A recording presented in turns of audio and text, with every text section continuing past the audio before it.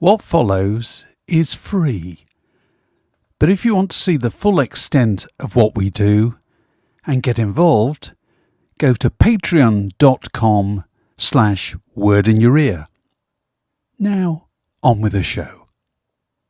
Well, welcome to another edition of Word in Your Ear. Now, when Dave and I were at Smash Hits in the early 80s, each writer tended to form a connection with certain acts. Dave was our man for the Police. I usually did Adam and the Ants and Bananarama.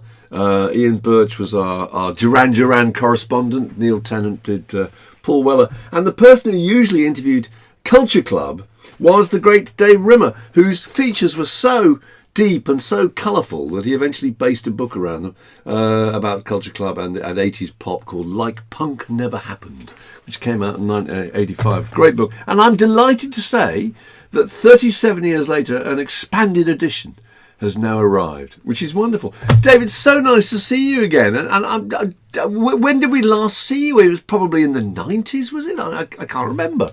You're living in Germany now, aren't you? Yeah, I mean, it probably was in the 90s. I last saw you. I remember seeing Dave in the lift at Oxford Street. Was it EMAP still then? Right. Yeah, probably. Well, it's the last century. It must be last century. Yeah. It was a long time ago. But there's so many lovely recollections of life at Smash Hits in your book. It was just so lovely to read them. I mean, it was a great time, wasn't it? What's your abiding memory of all that? I don't know. I mean, it was one of the happiest times of my life, I have to say. I think Neil thinks the same too. We often talk about it. Yeah. Yeah. I mean, I've never found a context quite so much fun and so productive as that one, really. I really enjoyed working in that group. I think, to be fair, we kind of realised it at the time, didn't we? Oh, we did. We did kind of value it, didn't we? Yeah, I think so, yeah. I mean, we were constantly reminded, if you looked out the window from our office, if you remember, you looked across Carnaby Street and very slightly down to the office on the second floor of the NME. And it constantly reminded you that, the shiny new pop publications were on the way up and the creaky old inky world was on the way down. It was a nice feeling, wasn't it, to be on the winning team? It was, yeah. Actually, I remember their offices being one floor up from ours. And I think they moved about. And the likes of Paul Morley kind of peering gloomily down into our office. That's right. And we'd all be running around doing something absurd, like you trying to put Steve Bush in the waste paper bin, I remember. That's right. Picking up Steve Bush. He was always economy-sized Steve Bush. You could always put him in a large dustbin if he was really giving you grief. They apparently called us the Smash Hits playpen. There you go. Oh, right, nice. That's very good. Didn't we send you off to do the first ever interview with Wham? Wasn't it the first one that they'd ever done? Is that right? I did do the first ever interview with Wham, but it was for a different magazine. It was for... it wasn't for us? It was for Kicks magazine. Oh, right. Yeah, but I remember also that you and Neil sat near the record player, which was a very important thing, actually, because it meant that you were always playing us, Grandmaster Flash and Bobby O and all these records that we ought to be listening to.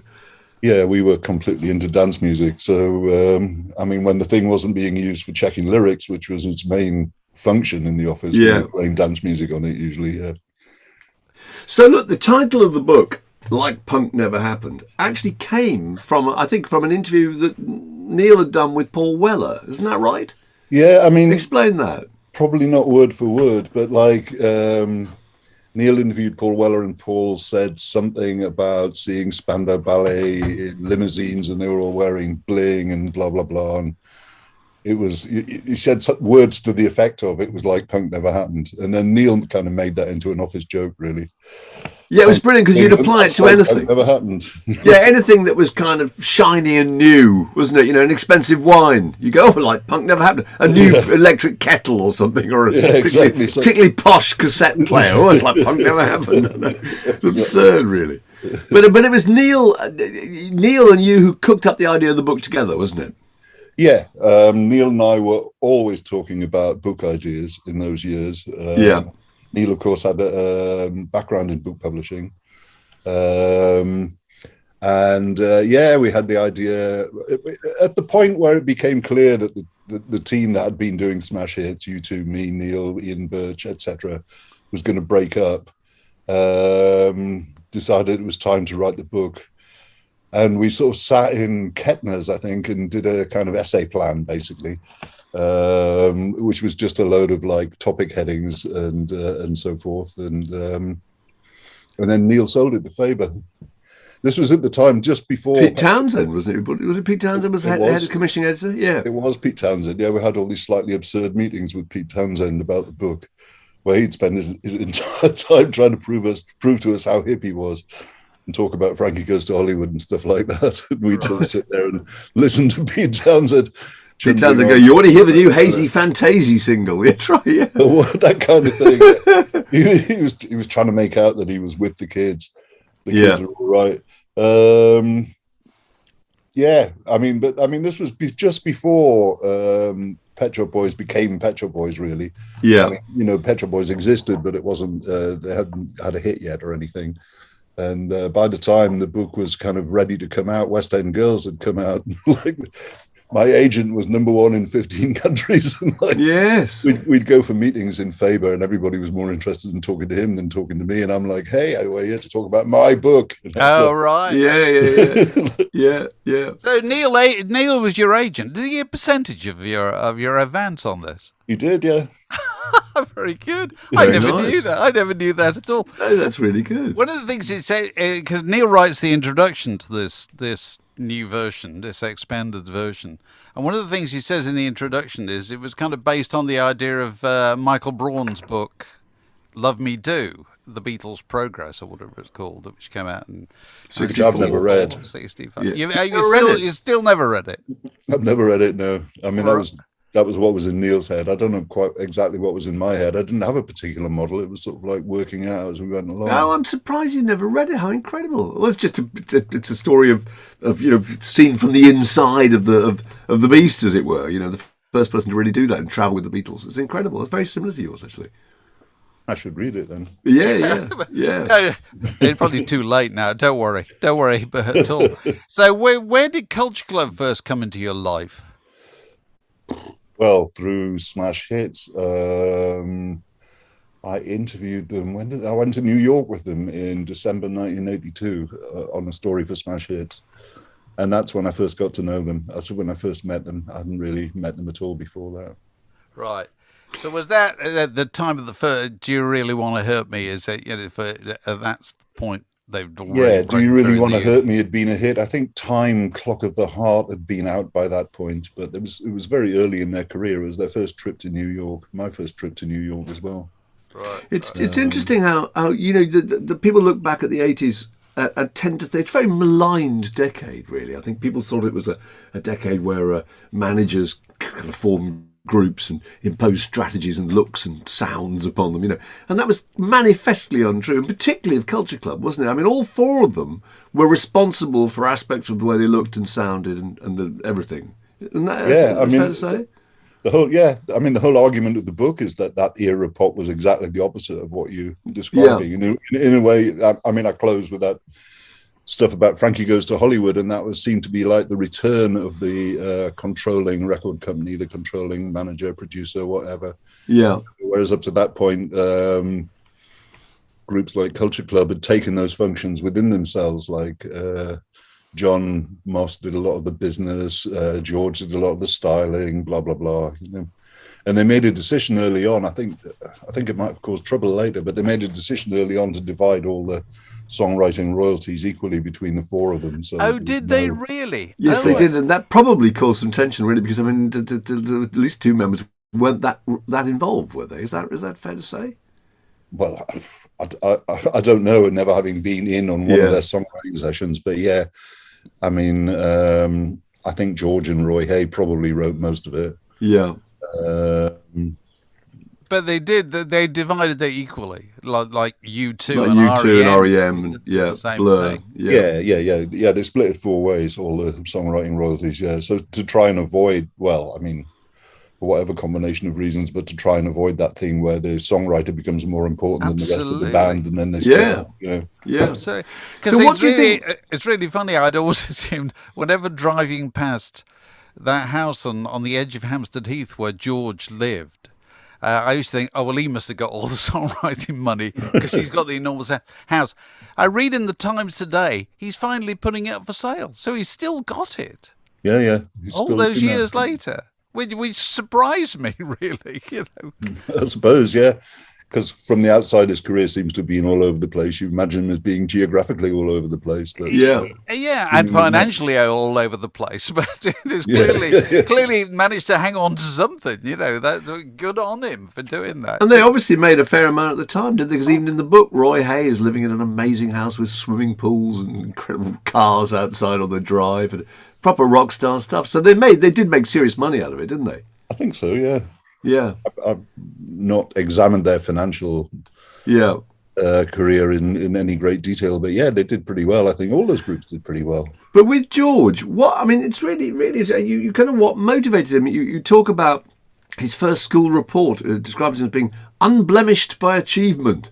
And I think his earliest memory is longing to be a household name. In fact, Dave, you remember George? We ran a piece in Smash Hits, your idea about Stars on 45. Do you remember that? Yeah. When members of the public were invited to smash up Stars on 45 records because those medleys were so infuriating. And one of the people we found was George, who was working in the Foundry at the time, who looked absolutely amazing. He used to walk up and down Carnaby Street in kind of an evening gown, in a ball gown, you know. But what motivated him, do you think? What drove him to want that level of fame, really, and attention? I don't know. Sorry, I haven't thought about the subjects of the book for a long time, really.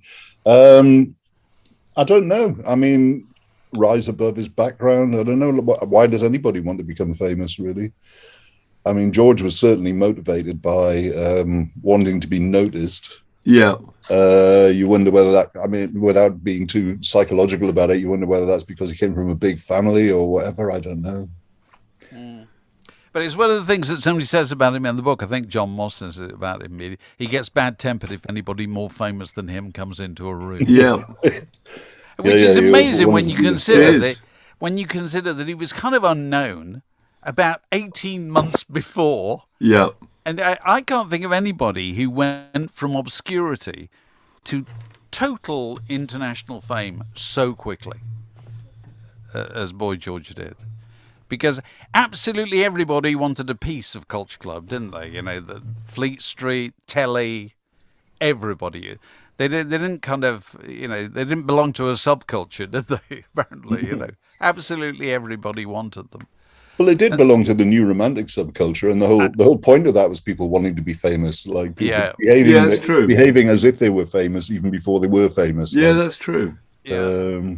I had a theory at the time, which I'll put to you, that George was one of the main reasons why the Fleet Street newspapers all started pop gossip columns. I mean, up till then, I think it was only John Blake. But George was so commercial. He was so funny, so harmless and unthreatening, and that kind of pantomime dame, widow, twanky character, that suddenly people realised the commercial, and he started to appear, didn't he? His drop-ins on the top of newspapers.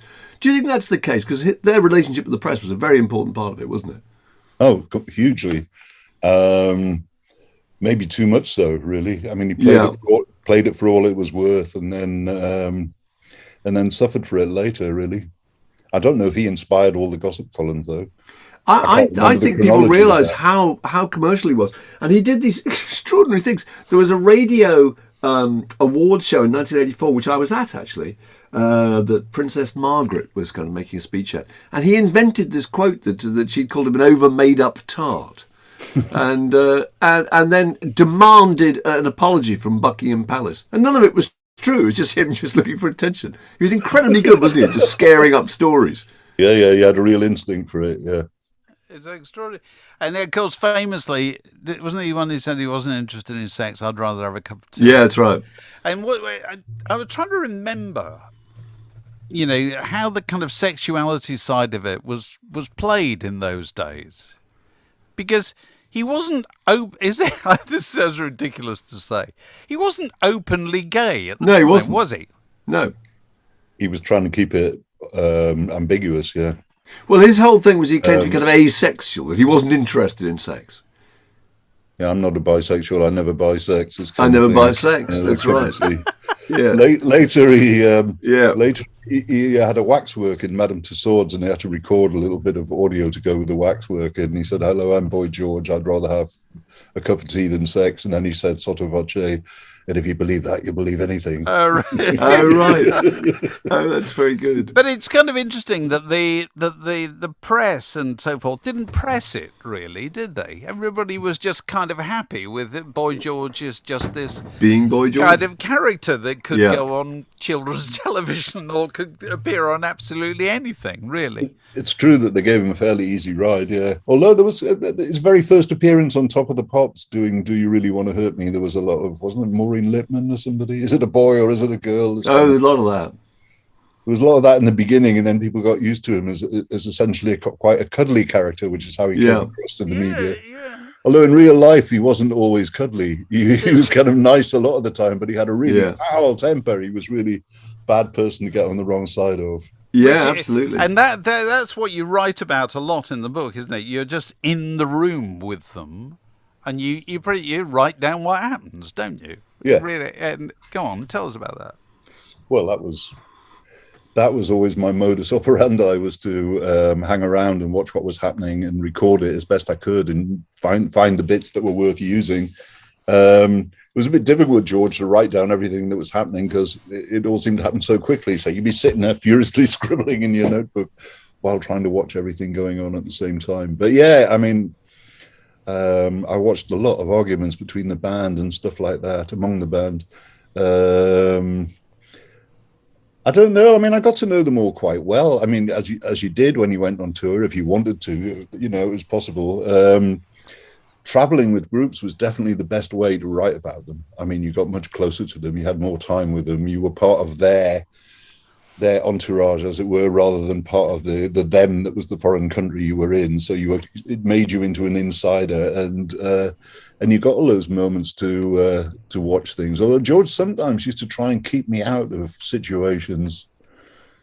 Probably succeeded. I don't know. They all did, obviously. Like, we don't want a journalist around for this bit, kind of thing. But like, they did used to have outrageous rows in front of me, which would just erupt regardless of whether I was there or not, I think. Yeah. And they were such an unusual collection of people. I mean, I don't think I realised till I read your book that John Moss was from quite a kind of privileged background, wasn't he? At one point, somebody talks about going round to his house and there being a butler there. I think this is his parents' house. I think that's probably an exaggeration, but he was obviously... Yeah, it was Captain Sensible who said that. So that's right. So I think that's probably turning up the old brightness button a bit there. Yeah. But that caused any tension that he came from. I mean, George was from a very working class background, wasn't he? He was. I don't remember there being any kind of class tension in that kind of way. John rather was, he was actually adopted. His parents were rich. I think at some point in the period when I was writing about, they moved to Monaco. They were rich enough that made sense for them. Wow. And yeah, Captain Sensible said that thing about a butler answering the door. But I don't know. Apparently, at the recent concert they did at Kenwood Culture Club, John Moss has now fallen out completely with the rest of the band. Yeah, he's not in the group anymore. He sued them, I think, didn't he? It's hard to imagine Culture Club without John Moss. Yeah, he's in legal action against them. Yeah. But they were performing in Kenwood, and John lives in Hampstead. John grew up in Hampstead, and the concert, George was taunting him, like shouting, "John can probably hear us, everybody shout for John." Do you know, that's really funny you should say that, because I live not that far from Kenwood. And it must be 10 years ago now. I was up there and just sitting on a bench, and this guy comes up to me, "David Hepworth." Yeah, I looked up, it's John Moss out at Culture Club. I'd never met him in my life, but he was kind of clued up enough to know who I was and that I was worth having a conversation with. And he obviously does live very near to Kenwood. Kenwood. He Yeah, must yeah, do. he does somewhere. Yeah, I don't So know exactly where he lives. if you can afford to live near to Kenwood, you're probably doing okay. We're doing all right. One way or another. Now, I don't live that near to it. Let me make that clear. Good. There's one thing that I loved in the book. You speculate near the end about what they might be doing at some point in the future. Oh, I always regretted writing that bit. Well, just sum up what it was that you said about all four, and we'll work out how accurate they were, because they were terribly funny. I'd have to look back at it to remember what I said in that passage. Well, I can vaguely remember. So Roy Hayes was going to write soundtracks, wasn't he? And then there was a failed novelist, I think. Was that right? And I'd have to look at my John Moss was a record producer who had fell on hard times and went back to living off the wealth of his family. Mikey, I think you said, was going to live in LA as a session musician and escort very attractive models around on his arm. And I think George, you said, was going to finish up in the Old Kent Road, opening a wine bar called Queenies. Drag nights on Thursdays. That actually came from somewhere. That the joke about Queenies that was a joke that George and Helen Terry had. Yeah. Like, they'd talk about their future. We'll probably end up doing this, blah blah blah. And the whole Queenies wine bar on the Old Kent Road was part of their gag, really. So I nicked that from them, and the rest of it I just made up, basically. Why did you regret writing that? Because presumably they would have reacted rather.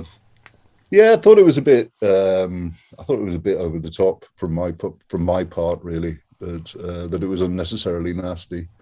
That's how I felt about it afterwards. It's funny, some of this obviously still preys on their mind. I mean, years ago on Facebook, Roy Hay friended me on Facebook, and he said something about where he was living, and he said, "Not in a footballer's house." Oh, right, it still remembers. Exactly. They remember. They always say they never read it, but they remember every slight, or things you didn't even realise were slights. They'll take as slights. This applies to anybody.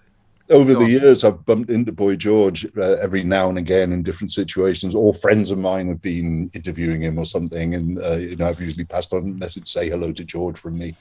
And every time his reaction to me sort of swings 180 degrees. One time he said to me, I only hated the book because it was all true. Right. And then he tells people he's never read it, and then he says, "Oh, I really liked the book when I read it," and this kind of thing. It's like I've never got a straight answer out of him at all. Not that I particularly needed one, but what did America make of George? There's a long section about the kind of the third British invasion. Really, it's them and Depeche Mode, Eurythmics, and all these acts who suddenly made it through Police, who made it through video clips. Really, what did they make of him? Because somehow I thought he was a pretty unusual person for America to take him to their hearts. Actually, I think you're right in that, but I don't know. I can't really speak about American attitudes, not being American. Generally, I thought you might have picked it up from travelling with them. That's all. I only went to America with them once. Yeah. And that was very early on when they were just catching their first glimpse of him. I don't know. I mean, I think British pop musicians are often looked at by Americans as being a bit kind of namby-pamby and effeminate, etc. Yeah. George was obviously that in spades. Perhaps he kind of almost immunized himself against that as a criticism by being so completely over the top about it. Yeah.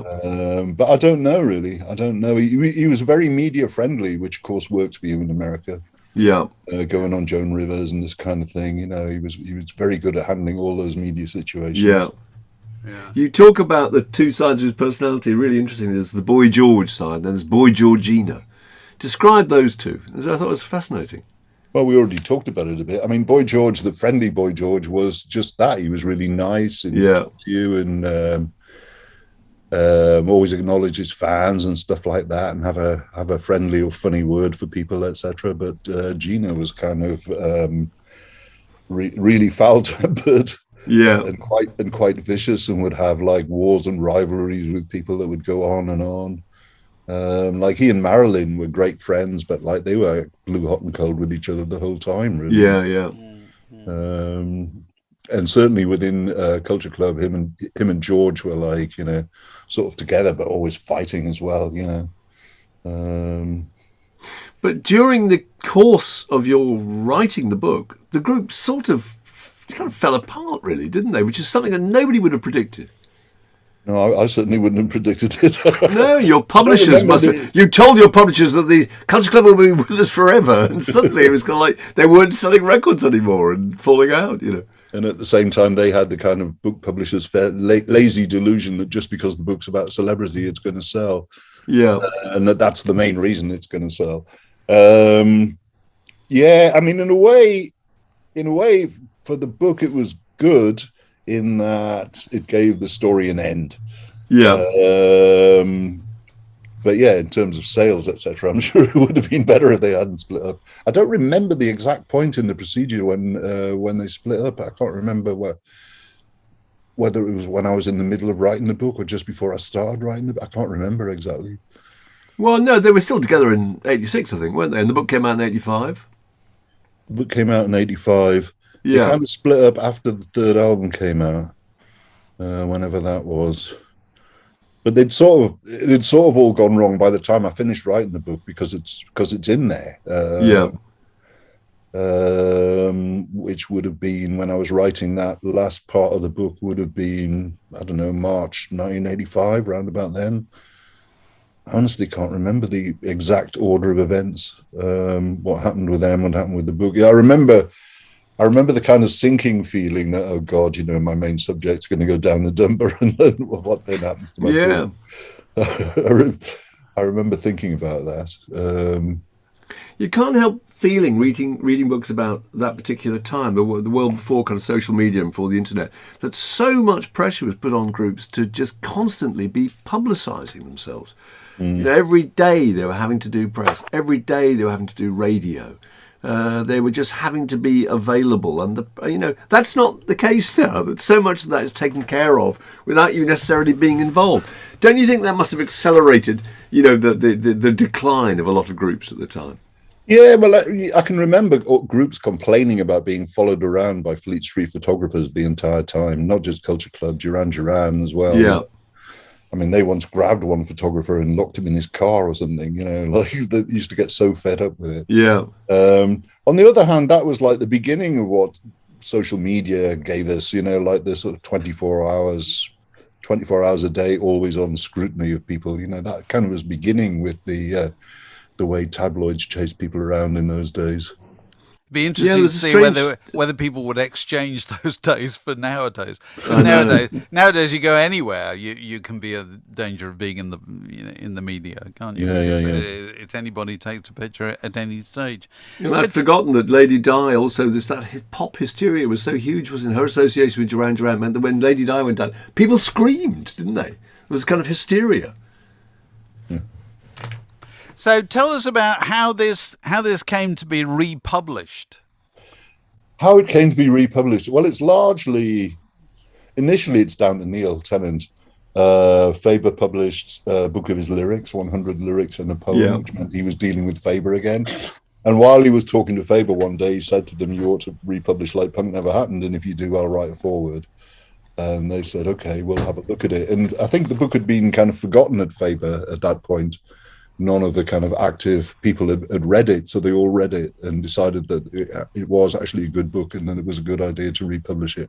I think they were also influenced by the fact that Dylan Jones' oral history, The New Romantics, was about to be published by then. Okay. And they thought so the 80s was being rebooted. Yeah, they thought that would put that kind of New Romantic thing back in some kind of scrutiny, and that Like Punk Never Happened would fit in with that. Well, listen, it was a good book then, and it's a good book now. And it's just extraordinary to think it's 40 years ago. I know, it's mad. It's mad, isn't it? I mean, I find it difficult talking about it sometimes because it was so long ago that I wrote it. And because I wrote that book, I'm often still regarded as an expert on 1980s pop. And it's actually, you know, I said all I had to say about it in that book like 40 years ago.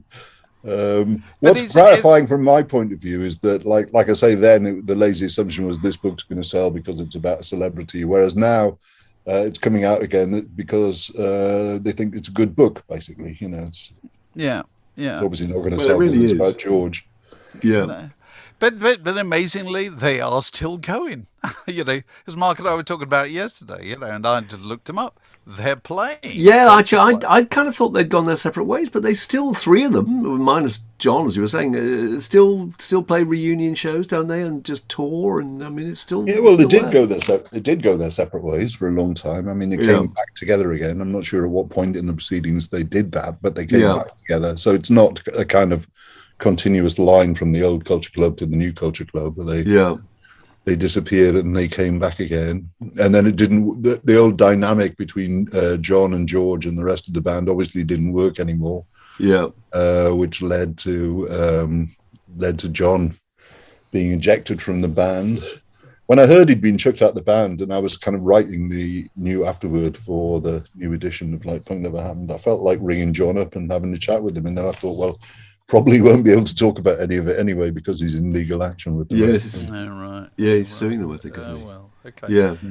Well, look, I haven't actually talked to John since about 1987. So. Oh, well, just go and hang about at Kenwood, and he'll you're bound to bump into come along walking his dog. He's absolutely bound to. What kind of dog did he have? I can't remember. I think there was a dog. Well, Dave, very nice to talk to you, Dave. It's been lovely to talk to you.